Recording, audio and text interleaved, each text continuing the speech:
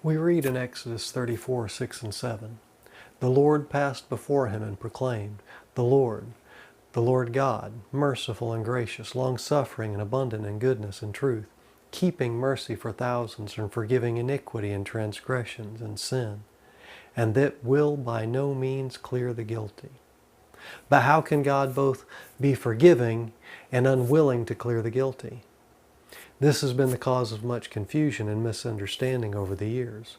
It's caused some to treat the lost with contempt rather than compassion.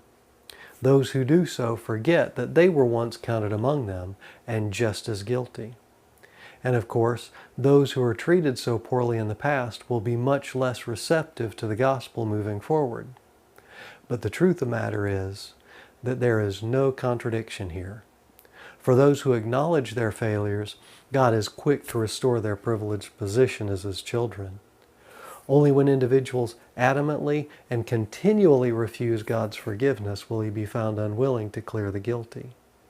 Our only responsibility is to understand our utter hopelessness apart from Him.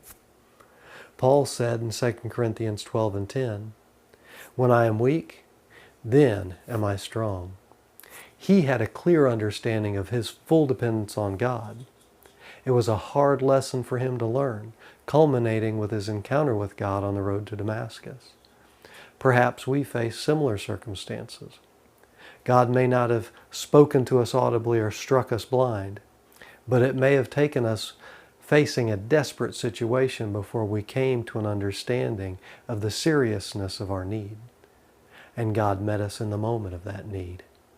He picked us up when we had no power to stand on our own. God's wrath is real, but only for those who continually ignore every warning.